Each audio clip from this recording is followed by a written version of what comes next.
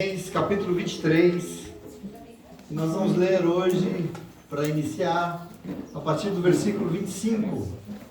2 Reis 23, 25, nós vamos ler a palavra de Deus hoje para continuar na nossa compreensão desse momento da Bíblia, do que está sendo revelado através desses textos, deste momento da história do povo de Deus. 2 Reis 23, 25, glória a Deus.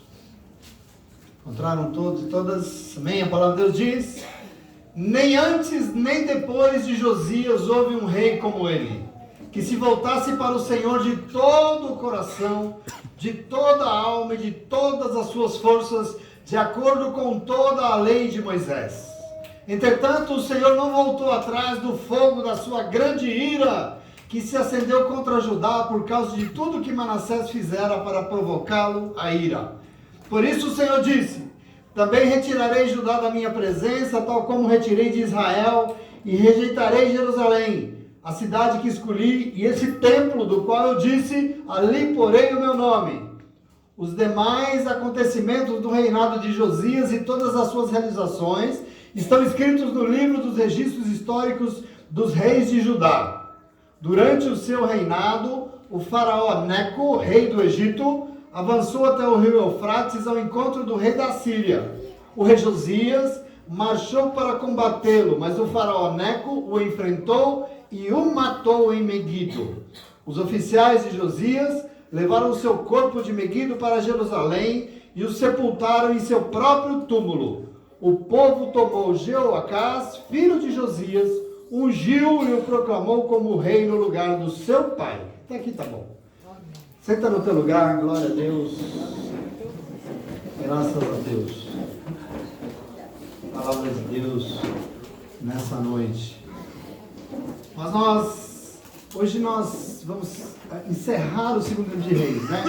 E é um momento importante, eu queria que você se atentasse bem, porque é um ciclo na história, é um ciclo tenso na história de Israel, e hoje é uma noite de estudo. É importante a gente estudar para entender os momentos da palavra de Deus, os momentos que o povo de Deus viveu, para que a gente, quando lê, possa se apossar. Precisamos entender o momento.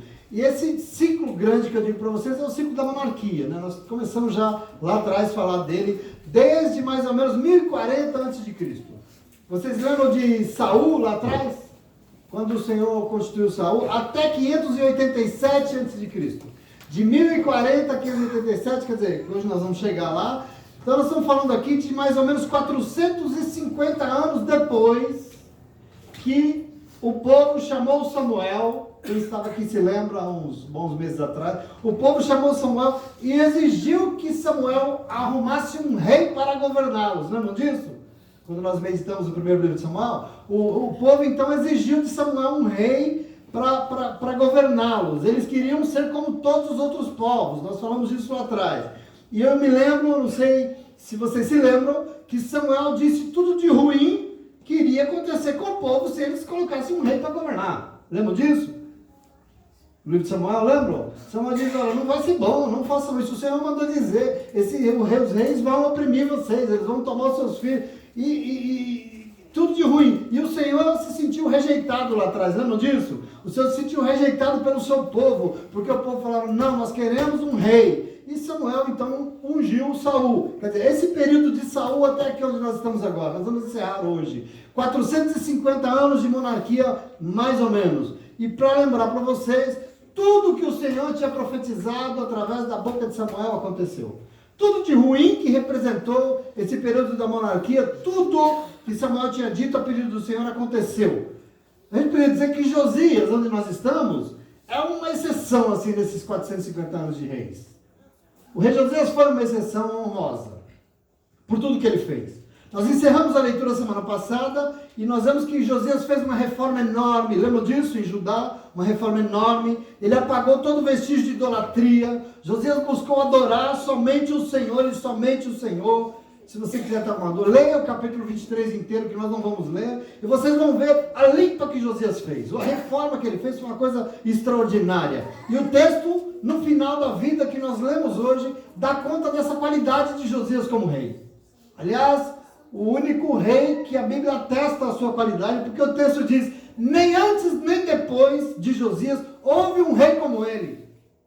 A preocupação da Bíblia em exaltar a qualidade de Josias é que ele se voltou ao Senhor de todo o seu coração, de toda a sua alma, com todas as suas forças, de acordo com toda a lei de Moisés. A Bíblia se preocupa em exaltar, em elogiar Josias, porque ele realmente foi o rei que começou a governar com autoridade e fez um governo à altura. Mas na sequência do registro que nós começamos a ler hoje, dá conta que mesmo assim, o texto diz que o Senhor se manteve durão. Eu li para você hoje que o Senhor não voltou atrás. Ele não retirou o juízo sobre Judá, como fizera com Israel, que vocês sabem, o norte acabou destruído, né? Nós vimos isso também. Entretanto, o texto diz, o Senhor não voltou atrás do fogo da sua grande ira, que se acendeu contra Judá por tudo que Manassés fizera para provocar o Senhor. É isso que nós lemos juntos. E aqui Deus é um Deus ressentido, né? Aqui Deus é um Deus que não perdoa. Aqui Deus é um Deus vingativo. Deus aqui é durão. Mesmo com esse rei, por tantos anos tentando agradar o Senhor, o texto dá conta de que o Senhor não se rende. E eu quero chamar a atenção de vocês aqui um pouco para isso, porque nós precisamos ler a Bíblia e entender a Bíblia. Porque a gente fica fazendo julgamentos sobre Deus sem entender muitas vezes, porque a visão que os judeus tinham do Senhor é uma leitura assim, que o povo judeu tem. Agora a minha pergunta é o seguinte, Deus é assim? Vocês também conhecem o Senhor, não é? Ou não? Vocês conhecem o Senhor? Vocês têm vivido? Deus é assim? É assim que o Senhor trata você? Pensa comigo aqui um pouco agora. Vamos tentar entender um pouco esse momento. Você já imaginou se o Senhor não voltasse atrás diante dos problemas e dos pecados que você comete? O que seria da sua vida? Se Deus fosse assim como esse texto está dizendo, durão, se Ele decidisse se vingar das suas atitudes erradas, o que seria de você? Né? Pensa comigo um pouco aqui. A pergunta é, por que no texto do Antigo Testamento Deus é sempre tão ressentido assim com os pecados do povo? Não sei se vocês observam isso. É um Deus pesado. Bom, nós vamos entender a partir daqui, mais adiante um pouco, que o registro final dos textos, a redação final, a escrita compilada dos textos bíblicos no Antigo Testamento, se Deus sabe onde? Lá no contexto do exílio babilônico, e hoje nós vamos falar do exílio babilônico. Momento histórico para você entender que o povo passou, mas um momento fundamental que encerra um ciclo. A Bíblia foi construída lá. Eu já disse a vocês isso, a redação da Bíblia não foi, eu já disse isso para vocês, um fato jornalístico, por exemplo, enquanto estava acontecendo a vida de Josias, fomos escrevendo. Isso não foi assim. Não se escreveu o Êxodo enquanto ele aconteceu. A redação dos textos foram escritos como um registro da memória que o povo tinha do que aconteceu. Entende isso? Isso é Bíblia. Tanto na vida de Jesus como na antiga. É um registro da memória que as pessoas lembravam do que aconteceu. A memória, as histórias já tinham acontecido. Por exemplo, Josias já tinha reinado quando foram escritos os textos e lembrou dele. Nesse momento, por exemplo, já tinha muita coisa escrita. Nas narrativas da Bíblia já tinha. Existiam textos já isolados, escritos. Por exemplo, nós falamos semana passada para vocês do Código Deuteronomístico, né? O capítulo 12 a 26 do Deuteronômio. Isso já estava escrito. Muita coisa já estava escrito. Mas existia assim, essa compilação final da Bíblia, como vocês conhecem, assim, esse texto inteiro, não existia. As histórias existiam, textos isolados, mas essa Bíblia como nós lemos hoje, ele não existia nesse contexto aqui. Foi no exílio babilônico, por isso que nós vamos entender hoje, foi lá no exílio que a maioria dos textos foram organizados, um atrás do outro, numa sequência, registrando a lei, direitinho as histórias. Então foi no exílio que tudo foi organizado. E você vai entender por que hoje. Por exemplo, a história do povo de Deus, por exemplo, deu errado. Você sabe que o norte já tinha sido destruído pelos assírios. O sul também é destruído. Nós vamos ver hoje isso. Porque acabou exilado, acabou sendo levado para o exílio. Importante então vocês entenderem, primeiro, uma das formas da gente explicar por que as coisas deram errado na nossa vida, uma das formas da gente explicar por que as tragédias acontecem, é a gente dizer que Deus tem uma certa culpa nisso. Você já fez isso? Hã? Já fez isso? A coisa deu ruim. Aí você diz, Deus sabe todas as coisas, irmão. Querendo dizer com isso que Deus tem alguma culpa nisso, ou Deus é responsável por alguma coisa, e óbvio, eximindo a gente de toda a culpa. A culpa não é só nossa. A gente faz isso sim ou não? Sim.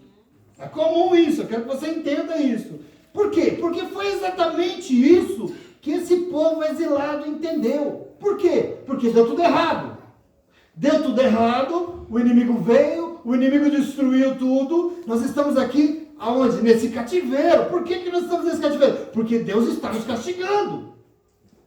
Por isso os textos são registrados com essa ira de Deus, com essa revolta de Deus. A mão de Deus está pesando sobre nós. E eu quero que você compreenda isso aqui.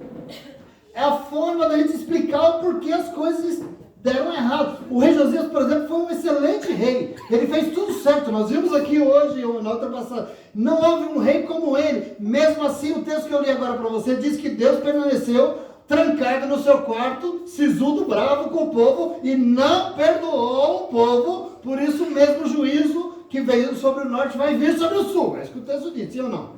Agora, cá para nós, vamos pensar um pouco aqui. Depois de quase 3.000 anos de história, o tempo que tem de nós para ele, quase 3.000 anos de história, nós já aprendemos muita coisa sobre Deus, sim ou não?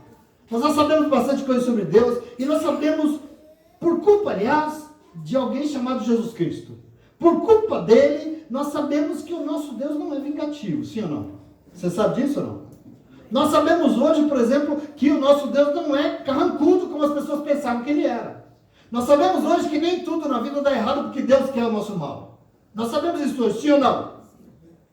Nós sabemos hoje que o nosso Deus jamais deixa de perdoar alguém com um coração arrependido, sim ou não? E por que a gente sabe isso? Nós aprendemos com Jesus Cristo. Aprendemos com Jesus que Deus é amoroso e Ele é capaz de largar tudo e ir atrás de uma ovelha perdida, sim ou não? Jesus não te ensinou isso? Jesus quis te ensinar quem é Deus. Eu quero que você compreenda. Jesus Cristo nos ensinou, nós aprendemos com Ele, que o nosso Deus é um Pai amoroso, que mesmo diante da nossa teimosia, mesmo diante da obstinação de um filho irresponsável, permite que Ele vá fazer as suas burradas e fica o quê? Aguardando um filho destruído voltar e aguarda com um abraço para receber o filho de volta, de braços abertos, esperando o quê? O arrependimento do filho. Não é assim que a gente aprendeu? Percebe a construção da leitura que as pessoas faziam de Deus, e isso está expresso nos textos da memória. E a leitura que você hoje tem de Deus, porque você conhece o Evangelho e conhece Jesus Cristo. Quer dizer, esse Deus que nós aprendemos, que jamais compactua com o pecado, mas diante de um pecador arrependido, ele exige que o pecado seja abandonado, mas ele perdoa o pecador e ele dá uma nova chance para que ele recomece a sua vida. Esse é o Deus que nós aprendemos. Entende como tem aqui uma diferença de visões? Até Jesus e depois de Jesus. Portanto, hoje nós entendemos que o que move o coração do Senhor é a graça dele, é a misericórdia dele, é o amor e não a vingança. Mas por que esse Deus é tão vingativo? Porque naquela época eles não tinham o privilégio que você tem. E eles entendiam as coisas erradas da vida como um castigo de Deus. Aliás, tem gente que entende isso até hoje. Hoje nós sabemos que o nome do Senhor é amor. E por isso nós conseguimos ler esses textos levando em conta o contexto em que eles viviam lá, no passado, e não fazendo como muita gente faz aí por aí, pregando sobre um Deus que tem o prazer de pesar a mão sobre a nossa vida, de castigar aqueles que desobedecem. Isso não é um prazer do Senhor, nunca foi. São interpretações, são visões que a gente faz sobre Deus, e a Bíblia revela o que tem de humano lá, não tem problema. E revela também o Espírito de Deus lá nos mostrando. É isso que eu quero que você entendesse da palavra de Deus quando você lê. Você vai ler a palavra de Deus, você tem que entender isso. Obviamente que o Senhor não se agradou da miséria que estava vivendo o povo de Deus de novo. Isso não agradou o Senhor, mas aquilo que o povo fez com aquela que era a terra prometida pelo Senhor para a habitação do seu povo. E lógico, as coisas deram errado. Deu tudo errado. A história de Israel chegou num momento em que tudo deu errado. Sabe por quê? Porque elas dão errado quando a gente é desobediente. Porque elas dão errado quando a gente é teimoso e quer fazer as coisas do nosso jeito. Ela dá errado quando a gente não consegue entender. E dá errado não é porque Deus castigou. Não. Deu errado porque a gente é teimoso. Então eu quero dizer para vocês, na minha Bíblia, não cabe no coração de Deus algumas palavras como castigo. Não cabe. Quando eu olho para Jesus Cristo, eu não consigo caber no coração de Deus uma palavra como vingança, rancor, ressentimento, não. A destruição do povo de Deus veio. Hoje você vai entender que veio. Nós encerramos esse ciclo da monarquia com o povo destruído. Mas veja, veio, mas nós não podemos querer colocar nas costas de Deus a responsabilidade das burradas que o povo fez. Entende a diferença aqui? É importante isso quando você lê. Importante quando você pega a Bíblia ou pega o microfone para falar da palavra de Deus aqui, você vai ter um estudo, você vai levar a palavra. É importante você entender isso. Nós não podemos atribuir a Deus as consequências das coisas que são nossas. Um pouco do que os judeus faziam e, aliás, talvez continue. Cuidado com gente que fica interpretando para você o Antigo Testamento sem passar por Jesus Cristo. Cuidado. Porque essas pessoas geralmente estão querendo o quê? Estão querendo colocar medo na sua vida, dizendo que Deus castiga, que Deus pesa a mão, que Deus... Lógico que Deus não gosta do pecado. Mas não se esqueça que Ele ama o pecador, Ele vai te dar uma oportunidade de vida. Lógico que não adianta você continuar vivendo nessa miséria que a gente vive, porque o Senhor não vai compactuar isso. Preste atenção em nome de Jesus. E tem uma coisa que, na minha modesta opinião, eu já disse aqui para você, Deus não precisa perder tempo querendo castigar ninguém. Não precisa.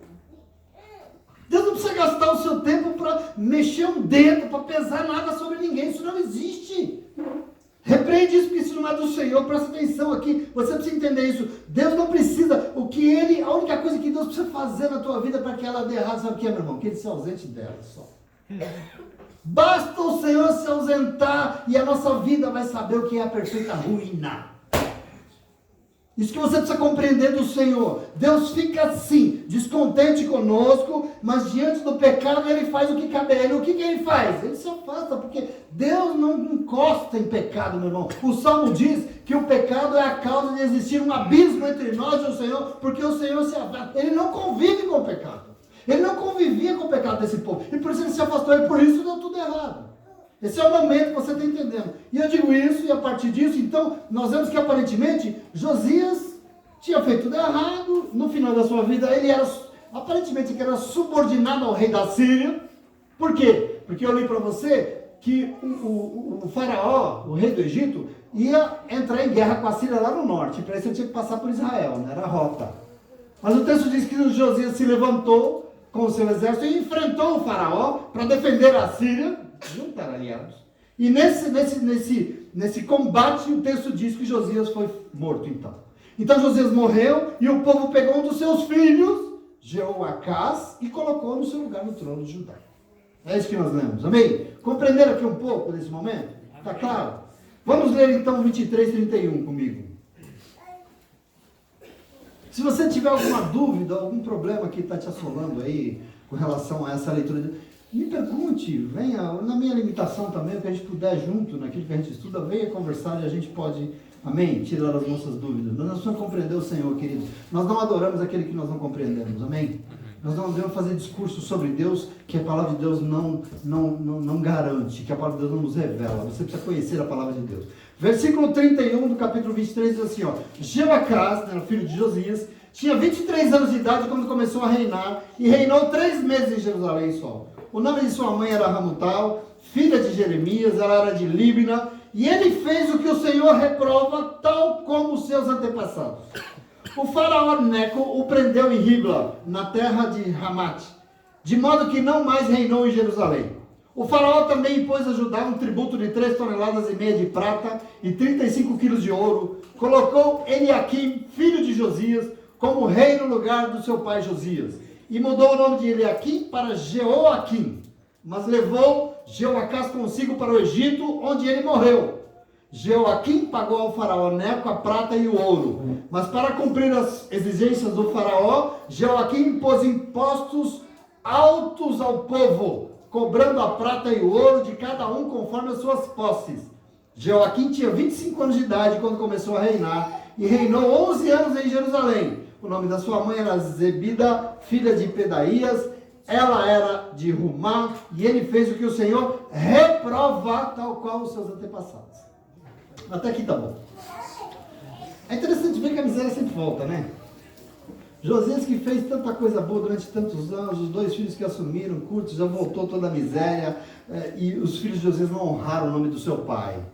E voltaram a fazer, voltaram a idolatrar, cobrar pesados impostos, assumiu o tal do Jeoacás e fez o que o Senhor reprova, diz o texto. O faraó prendeu o rei, levou ele para o Egito, invadiu, prendeu o rei, e o texto diz que lá ele morreu, e colocou no trono em Judá, no lugar dele, o irmão dele, o outro filho de Josias, o tal de Eliaquim. Mas os egípcios mudaram o nome dele para Jeoaquim. Você poderia até pensar, se Judá era aliada da Síria, por que a Síria poderosa permitiu que o Egito invadisse Judá? Permitiu que fizesse tudo isso? Já que era um aliado. E eu queria dizer, muito simples. Lembra semana passada que nós falamos? O Império Assírio estava ruindo. E nesse momento, os assírios poderosos foram derrotados pelos babilônicos. Entende isso aqui? Esse momento da história, você precisa compreender. Primeiro, lembra que eu falei dos impérios? Os assírios então eram um grande império. E o Egito já era. E agora vem os babilônicos e ganha a guerra. Leia comigo o capítulo 24, versículo 1, para você entender esse momento. Diz assim, ó, versículo 1. Durante o reinado de Jeoaquim, Nabucodonosor, famoso, né? Nabucodonosor, rei da Babilônia, invadiu o país. E Jeoaquim tornou-se seu vassalo por 3 anos. Então ele voltou atrás e rebelou-se contra Nabucodonosor. O Senhor, presta atenção aqui, o Senhor enviou contra ele tropas babilônicas, aramaicas, moabitas, amonitas, para destruir Judá, de acordo com a palavra do Senhor proclamada por seus servos, os profetas. Com certeza, isso aconteceu a Judá conforme a ordem do Senhor, a fim de removê-los da sua presença, por causa de todos os pecados que Manassés cometeu, inclusive o derramamento de sangue inocente. Pois ele havia enchido Jerusalém de sangue inocente, e o Senhor não quis perdoar. Os demais acontecimentos do reinado de Joaquim e todas as suas realizações estão escritos no livro dos registros históricos dos reis de Judá. Joaquim descansou com os seus antepassados, e o seu filho Joaquim foi o seu sucessor. Até aqui tá bom. Vamos construindo aqui. Vocês observam na narrativa a explicação da invasão dos babilônicos. Presta atenção aqui. Joaquim se rebelou contra os babilônicos, e o texto diz o quê? Que Deus, que o Senhor enviou os babilônicos para destruir Judá. Incoerente. Deus, o Senhor, enviou os babilônicos para destruir o seu povo. Tudo para confirmar a palavra que tinha sido dada contra, e ele enviou os aramaicos, contra o seu próprio povo, para destruir o seu próprio povo, só para confirmar o que tinha sido dito anteriormente. Observe isso aqui. O texto é enfático, porque diz assim, com certeza isso aconteceu a Judá, porque foi ordem do Senhor. Deus mandou. A visão que eles tinham de Deus. Nós estamos sendo invadidos, Deus está nos castigando. É assim que eles entendiam o Senhor. Porque o Senhor queria removê-los da sua presença, por causa de todos os pecados que aquele rei Manassés lá atrás cometeu. Deus fica olhando para o pecado. Deus, eu não perdoo o que vocês fizeram comigo. Essa visão de Deus. Inclusive porque ele derramou muito sangue inocente. Ele tinha enchido Jerusalém de sangue inocente. O Senhor não quis perdoar. Esse Deus aqui não perdoa. Deus mata mesmo. São construções. Não vai repetindo tudo de forma literal, não. Você precisa entender o contexto aqui. Já imaginou se fosse realmente assim? O que seria de nós? Presta atenção aqui. O que seria de nós, seres humanos? Que bom que não é, né? Graças a Deus. Depois da dominação assíria, o Império Babilônico se levanta. E eles vencem os assírios e se tornam um novo império. E obviamente faz o quê? Invade Israel e subjuga o país. Mas Joaquim reinou 25 anos e morreu, e assumiu seu filho Joaquim. Esse é o momento que vai acontecer o exílio. Leia comigo o versículo 7 para você ver.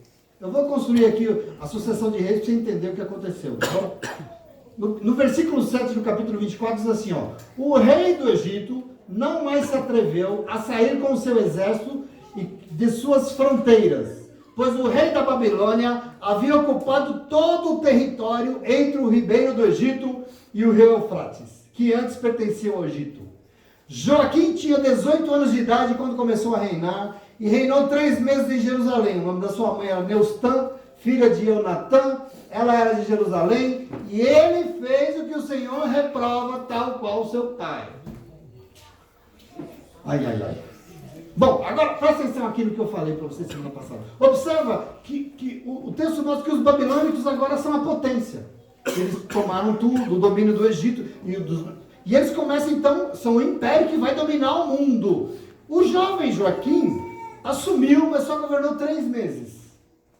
3 meses só, e nesses poucos meses ele conseguiu deixar o Senhor triste. Fez o que o Senhor reprova, tal como o seu pai. E eu fiquei lembrando assim, sabe como é interessante? Interessante que assim, nós tivemos 2 momentos que tivemos reis bons, né? O rei Ezequias, lembra? Foi um bom rei. E o seu filho não deu a mínima e fez tudo errado. Josias foi um bom rei, os seus filhos não deram a mínima e fez tudo errado. Você que me dá a entender? Basta você colocar uma coisa boa que a gente não aprende. Uma coisa ruim a gente aprende na hora, né? Porque tudo de ruim que eles fez, os filhos imitaram. Agora, tudo de bom que foi feito, ninguém imitou. Engraçado, né? Quando a coisa é ruim, a gente aprende sem ninguém ensinar, né? Mas veja comigo. Versículo 10. Naquela ocasião, os oficiais de Nabucodonosor, rei da Babilônia, avançaram até Jerusalém e cercaram Jerusalém. Enquanto os oficiais cercavam, o próprio Nabucodonosor veio até a cidade. Então Joaquim, rei de Judá, a sua mãe, os seus conselheiros, os seus nobres, os seus oficiais se entregaram. Todos se renderam a ele. No 8º ano do reinado do rei da Babilônia, ele levou Joaquim como prisioneiro, conforme o Senhor tinha declarado. Nabucodonosor retirou todos os tesouros do templo do Senhor e do palácio real, quebrando todos os utensílios de ouro que Salomão, rei de Israel, fizera para o templo do Senhor. Levou para o exílio toda Jerusalém, todos os líderes, os homens de combate, todos os artesãos, os artífices. Era um total de 10.000 pessoas. Só ficaram os pobres. Até aqui.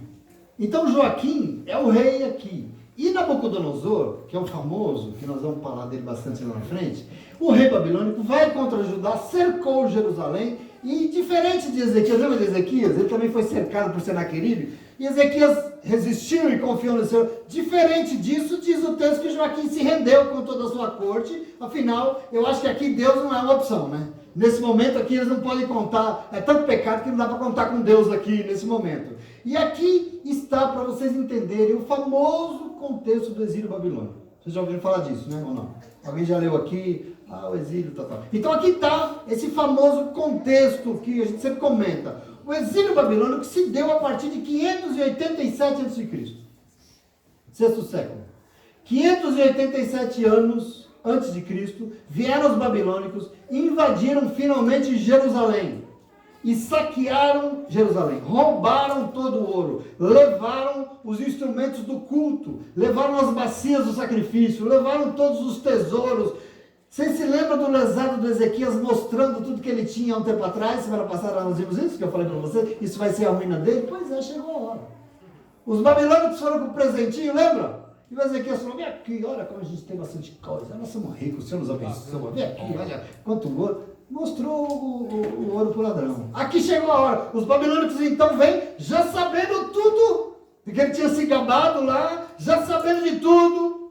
E o próprio rei veio e saqueou tudo, e levou tudo, e levou o povo de Deus para o cativeiro babilônico. Levou lá para o norte, lá para a Babilônia, para ser escravo. Diz o texto assim, levou para o exílio toda Jerusalém, todos os líderes, os homens de combate, os artesãos, artífices, era um total de 10.000 pessoas.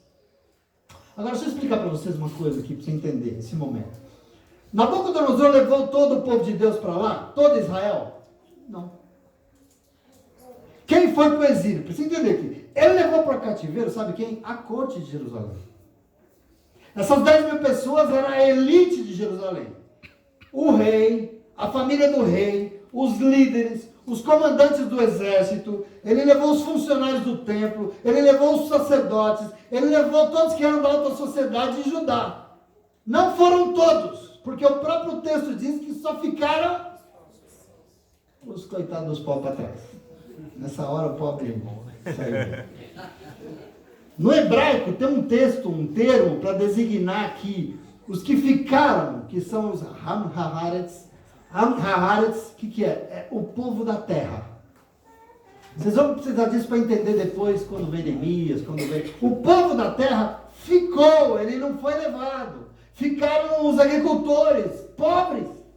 Os criadores de cabrito, pobre, ficou porque eles não levou. Não era da corte, os moradores dos vilarejos, afinal de contas, esse povo é analfabeto, esse povo é iletrado, esse povo não tem nada, e eles não vão representar ameaça nenhuma para nós, larga eles aí. Os pobres foram largados. Quem é que precisa desse povo? Para quê? Quem é que precisa de pobre? Pobre só atrapalha. Larga eles para trás. Essa é a verdade. Deixa para trás. Muitos jovens da nobreza, só para vocês entenderem, esses jovens iam para o templo e o templo era uma escola. E eles aprendiam ali, trabalhavam no templo, eles tinham todo o conhecimento, os jovens tinham conhecimento da Torá, por exemplo. Quem conhecia a lei? Era esses jovens que estudavam as leis tudo que eram as histórias, os antepassados, os patriarcas. Esses jovens foram todos levados embora. E nessa leva foi, por exemplo, levado Daniel e seus amigos. Quem conhece Daniel? Daniel foi levado. Quem já leu o livro de Daniel aqui? Vou ler um trechinho, o primeiro capítulo, só um pedacinho para você entender, porque diz exatamente, como é que começa o livro de Daniel. Como é que inicia o livro de Daniel? Presta atenção aqui. No ano terceiro do reinado de Joaquim, rei de Judá, veio Nabucodonosor, rei da Babilônia, a Jerusalém e a sitiou. E o Senhor entregou nas suas mãos Joaquim, rei de Judá, e uma parte dos utensílios da casa de Deus. Isso é Daniel. E ele os levou para a terra de Sinar, para a casa do seu Deus, e pôs os utensílios da casa do tesouro do seu Deus. E disse o rei a Aspenaz, chefe dos seus eunucos, que trouxesse alguns dos filhos de Israel, da linhagem real e dos príncipes, jovens em quem não houvesse defeito, de boa aparência, instruídos em toda sabedoria, doutos em ciência, entendidos no conhecimento, que tivessem habilidade para assistirem no palácio do rei, e que lhes ensinassem as letras, a língua dos caldeus. E o rei lhes determinou uma porção diária de iguarias do rei, do vinho que ele bebia, que eles fossem mantidos por 3 anos, para que no fim desses pudessem estar diante do rei, e eles se achavam dos filhos de Judá, Daniel, Ananias, Misael e Azarias. Assim começa o livro de Daniel. Quem foi levado no exílio aqui foi a corte, sobretudo os jovens. Veja aqui, Daniel, Sadraque, Mesaque e Abednego. Já ouviu falar? Pois é, eles foram nessa leva do exílio. Eles foram exilados. Foram levados nessa leva os sacerdotes. Interessante isso. Por exemplo, você vai ter que entender, entre esses sacerdotes que foram levados, tinha um sujeito chamado Ezequiel. Já ouviu falar? Conhece? Ezequiel. Como é que começa o livro de Ezequiel? Vou ler aqui 2 versículos para você. Primeiro capítulo do livro de Ezequiel diz assim, ó. E aconteceu, quando eu estava com 30 anos, no 4º mês, no 5º dia do mês, que estando eu no meio dos cativos, junto ao rio Quebar, lá na Babilônia, se abriram os céus e eu tive visões de Deus, ele diz. No 5º dia do mês, no 5º ano do cativeiro do rei Joaquim, veio expressamente a palavra do Senhor a Ezequiel, filho de Buzi, o sacerdote, na terra dos caldeus, junto ao rio Quebar. Ali esteve sobre ele a mão do Senhor. Ezequiel foi levado para o cativeiro, junto com toda a corte. E ele está lá no cativeiro, ele é um sacerdote. E lá no cativeiro, como sacerdote, o Senhor o chama para ser profeta. O Senhor levanta, o Espírito de Deus vem sobre ele e é levantado como o grande profeta que nós conhecemos. Entende aqui o contexto do exílio? Eu preciso que vocês entendam isso. Esse é o famoso exílio babilônico que durou 70 anos. 70 anos de cativeiro. E a partir daqui dele, nós vamos ver e por que a Bíblia foi compilada. Por que ela precisou ser escrita lá no exílio. Porque os textos existiam. Mas, presta atenção, lá o povo que era responsável por preservar a memória de Israel, a memória das histórias de Deus, a memória dos patriarcas, preservar a Torá, preservar a lei do que Deus esperava, preservar a adoração, os antepassados, os escribas, sacerdotes, funcionários, estava tudo lá no exílio e estava perdendo a sua memória.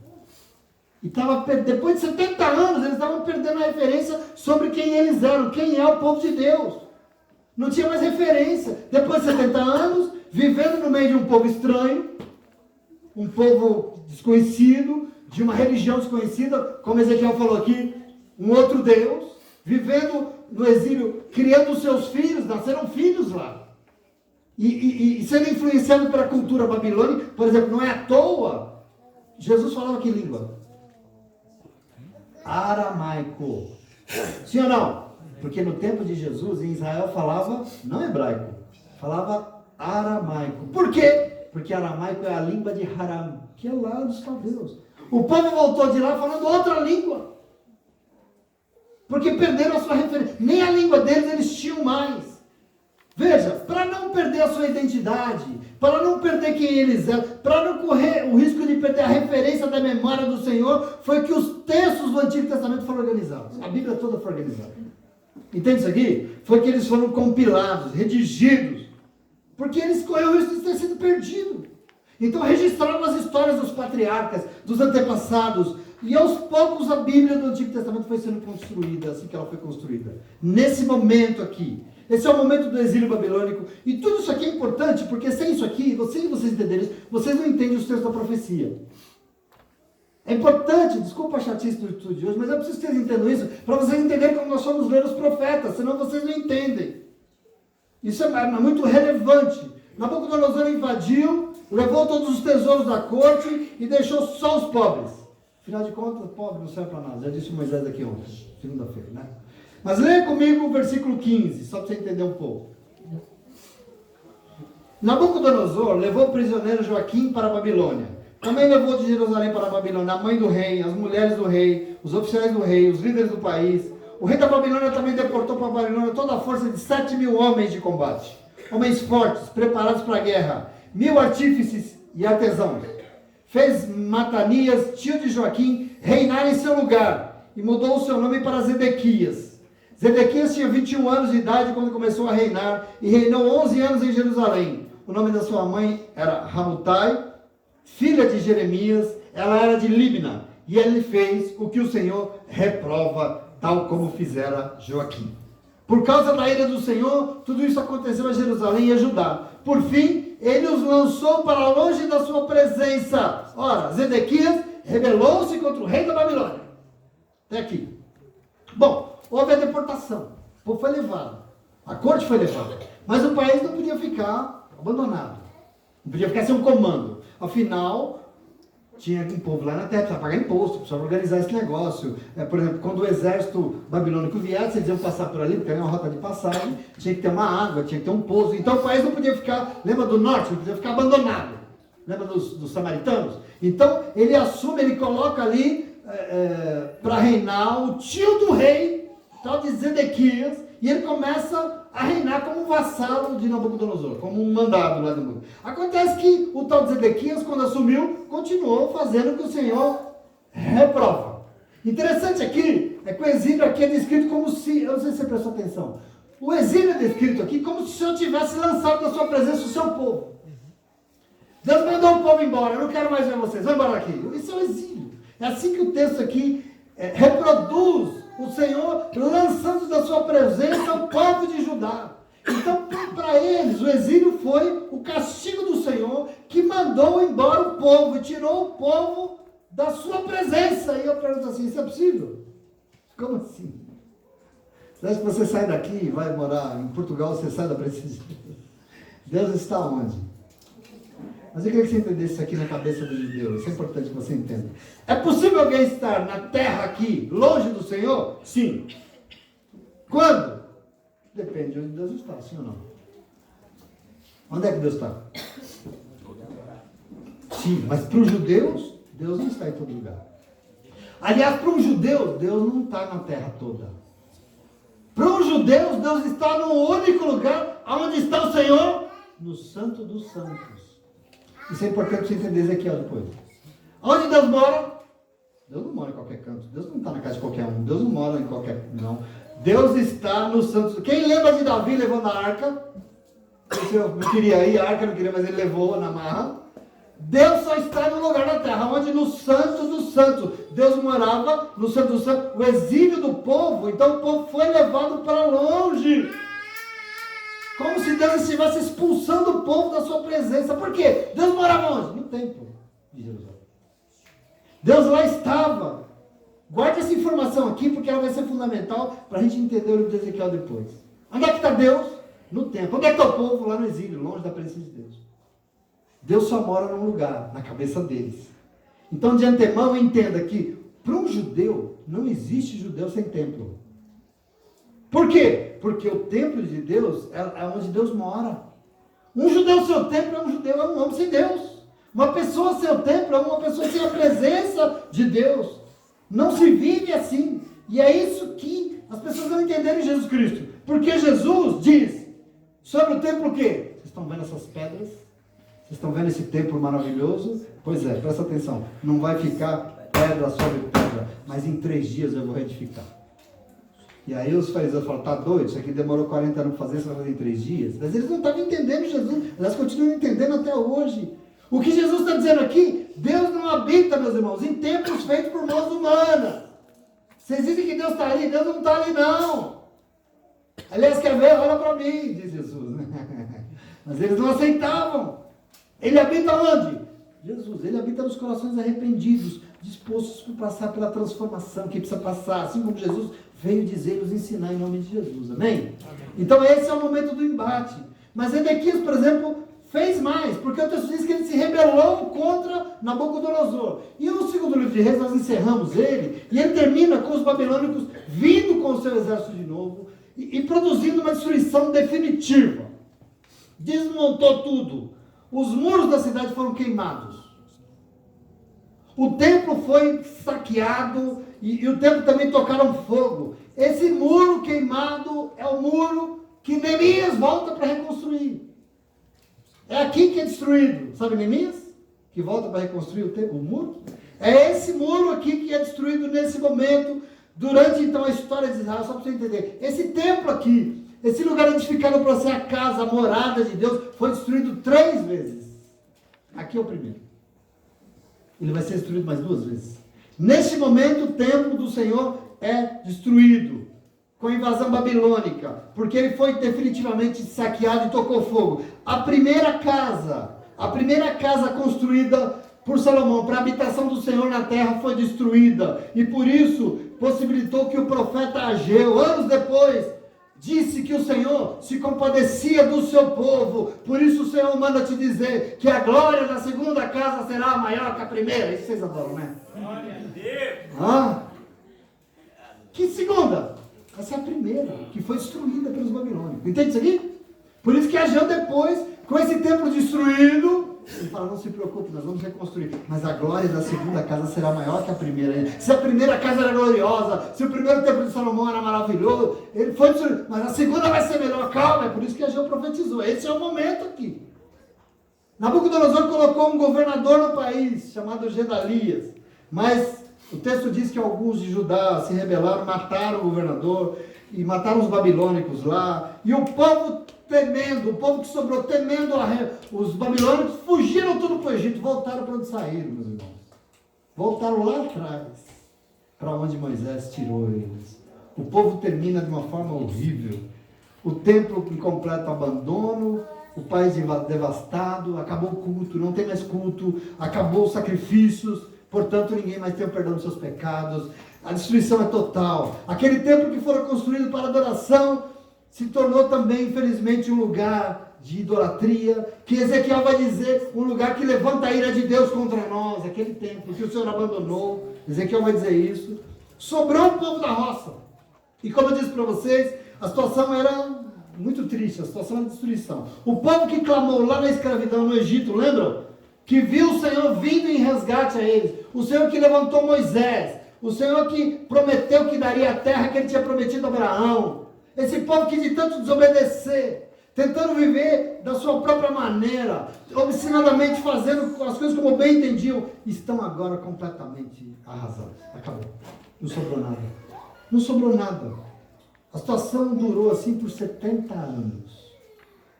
Lá no exílio, o povo chorou. Longe do templo, longe da adoração, longe do Senhor. A situação era triste. Quem já leu o livro de Neemias aqui? Capítulo 1, versículo 1 de Neemias. Neemias diz assim, ó. Essas são as palavras de Neemias. No mês de Quisleu, no 20º ano, enquanto eu estava na cidade do Suzã, em Hanani, lá na Babilônia, Neemias, um dos meus irmãos veio de Judá, com alguns outros homens, e eu lhes perguntei, como é que estão os judeus que restaram lá? Neemias falando. E aí eles me disseram, aqueles que sobreviveram ao cativeiro e estão lá na província, passam por grande sofrimento e humilhação. O muro de Jerusalém foi derrubado, suas portas foram destruídas pelo fogo. E Neemias diz, quando ouvi essas palavras, sentei e chorei. Esse é um momento triste, né? Um momento difícil. Mas eu queria dizer para você e terminar, você sabe o melhor?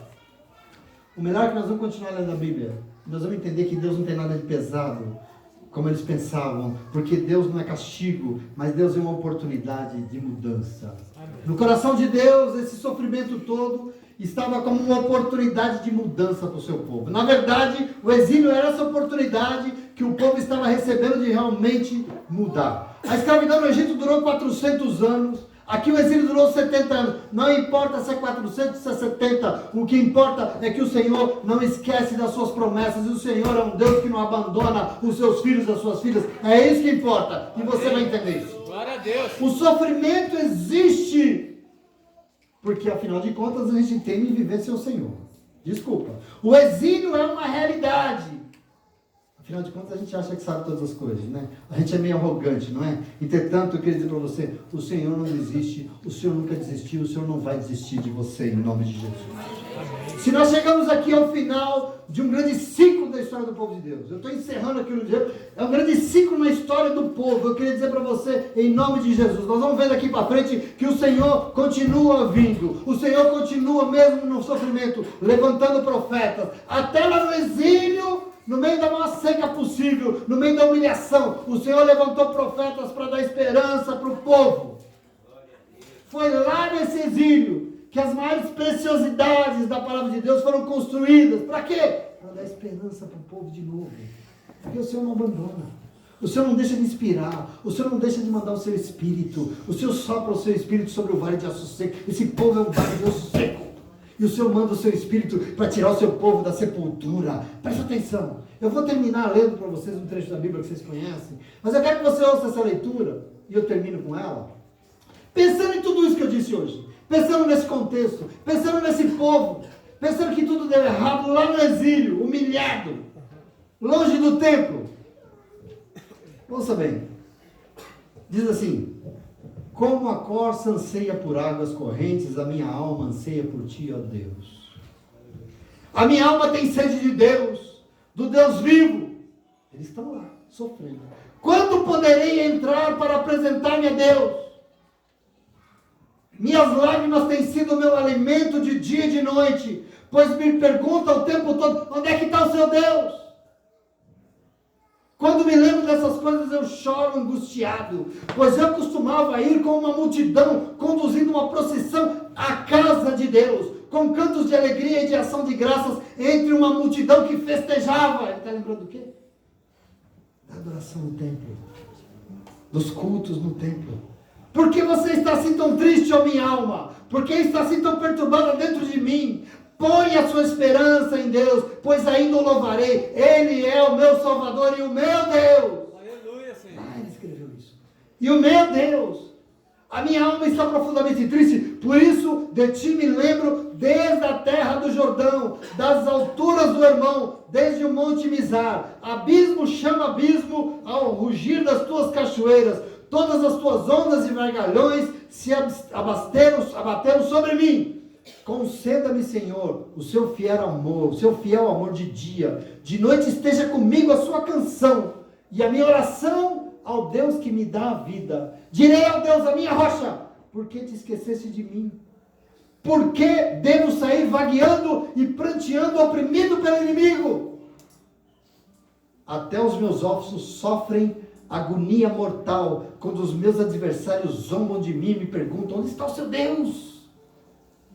Por que você está assim tão triste, ó minha alma? Por que está assim tão perturbada dentro de mim? Põe a sua esperança em Deus, pois ainda o louvarei. Ele é o meu Salvador e o meu Deus. Sabe onde isso foi escrito? Lá naquele sofrimento no exílio. Os inimigos zombando. Cadê o seu Deusinho? E ele longe da casa, longe do templo, longe de tudo. Foi lá que os salmos foram quase todos compilados, escritos, para animar a esperança do povo de novo.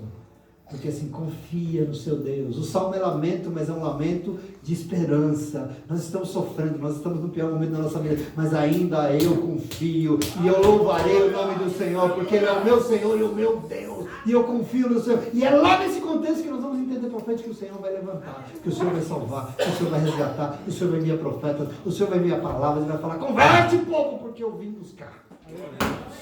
E Ele foi. Ele foi buscar. Da maneira mais louca do mundo, dizer que diz que ele foi numa carroça. Mas ele foi. Ele foi buscar o seu povo em nome de Jesus, porque assim é o Senhor. Amém? Amém? Não sei se você entendeu, não sei se foi chato hoje, mas eu preciso que vocês entendam esse momento, que esse momento é importante. Sem ele a gente não entende um monte de coisa na Bíblia. Sem esse momento que o povo passou, sem esse momento de dificuldade, tudo foi destruído. Como assim o povo de Deus todo destruído? É possível? É. Basta essa obstinação que nós lemos durante os 2 livros de Reis. E você vai ver que a vida dá toda errada. Mas o Senhor não desiste de nós. O Senhor não desistiu do seu povo. E o Senhor foi buscar o seu povo no cativeiro em nome de Jesus. E a promessa, depois de 70 anos, o Senhor cumpriu e Ele resgatou o seu povo. E nós vamos ver para frente em nome de Jesus. Amém? Amém. E se você entende, aceita, aplauda o Senhor. Glória a Deus. Glória a Deus. Aleluia. Fica de pé, vamos orar comigo.